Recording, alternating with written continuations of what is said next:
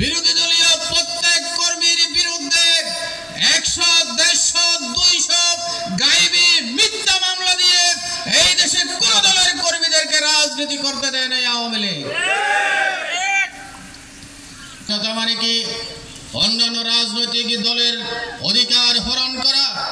স্বাধীনতা মানে কি রাতের 3টা বাজে ভোট পুলিশদেরকে দিয়ে ভোট নেওয়া? স্বাধীনতা মানে কি হেফাজতের সমাবেশে আক্রমণ চালিয়ে হাজারো উলামায়ে কেরামকে হত্যা করা? স্বাধীনতা মানে কি 2000 ছাত্রের বুকে গুলি করে ঝাঁঝরা করে দেওয়ার নাম কি স্বাধীনতা? স্বাধীন সংবিধান থেকে ইসলামকে উৎখাত করা? স্বাধীনতা মানে কি এদেশের শিক্ষা ব্যবস্থাকে ধ্বংস করে দেওয়া? স্বাধীনতা মানে কি সাগরের রাজপথে বিভিন্ন জায়গায় লাশ পাওয়া যাওয়া?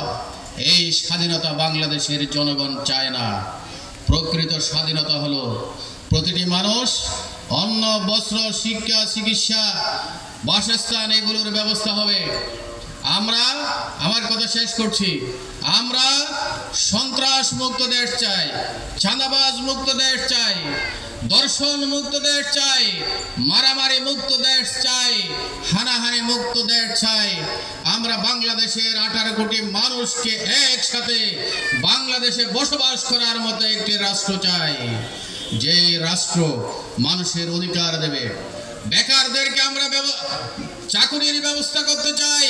আমরা প্রশাসক হতে চাই না, আমরা সেবক হতে চাই।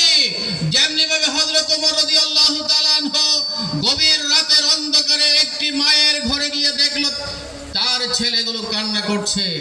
তিনি তাদের সাথে আলাপ করলো, কেন কান্না করছে?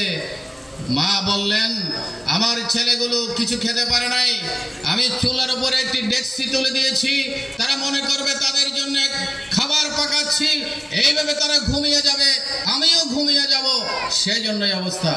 হযরত ওমর রাদিয়াল্লাহু তাআলা আনহু ওই কোষাগারে গিয়ে সেখান থেকে নিজে আটার বস্তা বহন করে এনে ওই মায়ের কাছে দিলেন, ওই মহিলার কাছে দিলেন, বললেন প্রতিদিন এভাবে আসতে থাকবে।